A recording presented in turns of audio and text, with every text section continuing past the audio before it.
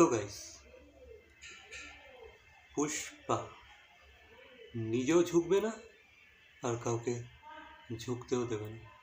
Yes guys, এমনও কিছু হয়েছে যে এ কথাটা আমি বললাম। তো গাইস, আল্লু অর্জুন তার শ্রীবল্লীর জন্য মানে রশ্মিকা মন্দানার জন্য বেশ কিছু ভালো ভালো কথা শেয়ার করেছে তার মন থেকে, ঠিক আছে। হ্যাঁ, রিসেন্ট বেশ কিছু ইভেন্ট হচ্ছে পুষ্পা 2 নিয়ে, তো সেখানেই আর কি। এবার দেখো,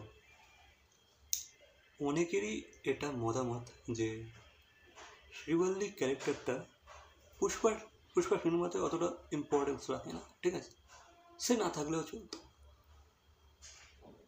রশ্মিকা মন্দানার ক্যারেক্টারটা অনেকেই পছন্দ করে না, বলে কি আমার ঠিক জমলো না, এরকম বলে থাকে, ঠিক আছে। বাট দেখো, প্রতিটা ক্যারেক্টারেরই ইকুয়ালি ইম্পর্টেন্স থাকে প্রতিটা সিনেমাতে, সেটা ছোট থেকে ছোট ক্যারেক্টার হোক না কেন, ইম্পর্টেন্স অবশ্যই থাকে।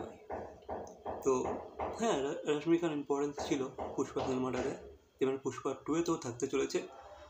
দেখো, রশ্মিকা না থাকলে ওই সামে সামে গানটা কি হিট হতো না। রশ্মিকার ওই যে স্টেপ, ওই যে ব্যান্ড হয়ে যে স্টেপটা, রশ্মিকা মানে ন্যাশনাল ক্রাশ যদি না থাকতো তাহলে ভাই ওই গানটা হিট হতো না কিন্তু, বা সিনেমাতে ভাই একটু হলেও ইম্প্যাক্ট তো অবশ্যই ফেলতো, ঠিক আছে। যেহেতু সে পুষ্পার ওয়াইফ, ইম্প্যাক্টফুল চরিত্র তো ছিল, হতে পারে খুব কম, বাট ছিল। তো তার কোনো ইম্পর্টেন্স ছিল না, বা তার ক্যারেক্টারটা জাস্ট কেউ হয়তো ঠিক আছে, কারো ভালো লাগতে পারে, নাও লাগতে পারে, বাট চরিত্রটা কোনো ইম্পর্টেন্স ছিল না, এটা বলাটা ভুল, ঠিক আছে। তো আল্লু অর্জুন জানিয়েছে যে পুষ্পাকে পুষ্পা হয়ে উঠতে রশ্মিকা মন্দানা খুব সাহায্য করেছে, বা তার ওই শ্রীবল্লী ক্যারেক্টারটা খুব সাহায্য করেছে। ইভেন রশ্মিকার কাজও খুব সে পছন্দ করেছে, ঠিক আছে, এই সিনেমাটাতে। বা রশ্মিকাকে শুধুমাত্র কো অ্যাক্টর হিসাবে সে দেখে না, কো অ্যাক্টর থেকেও খুব বেশি কিছু তাকে মানে সে কনসিডার করে, ঠিক আছে, আল্লু অর্জুন। মানে বুঝতেই পারছো, বন্ডিংটা ভালোই আছে তাদের মধ্যে। তো পুষ্পা জানিয়েছে যে পুষ্পা 2-তেও রশ্মিকা মন্দানার ক্যারেক্টারটা সকলে পছন্দ করবে, আরও বেশি করে পছন্দ করবে, ন্যাশনাল ক্রাশকে আরও বেশি অ্যাডমায়ার করবে সবাই। তেমন আমরা বুঝতে পারছি এখানে শ্রীবল্লীর ক্যারেক্টারটাকে একটু হয়তো বেশি প্রাধান্য দেওয়া হয়েছে, বা একটু বেশি হয়তো পাওয়ার দেওয়া হয়েছে। সেই ক্যারেক্টারটাকে হয়তো আমরা পাওয়ারফুল আরও দেখতে চলেছি, নট অনলি সফট, বাট এবার হয়তো পাওয়ারফুলও দেখতে চলেছি। যেটা আল্লু অর্জুন জানিয়েছে যে পার্ট 2-তে আরও ইম্প্যাক্টফুল চরিত্র করছে সে।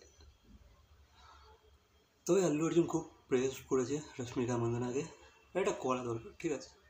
শুধু শুধু শুধু পুষ্পা করলে তো হবে না, রশ্মিকাও কাজ করেছে, রশ্মিকাও এফোর্ট দিয়েছে সিনেমাটাতে।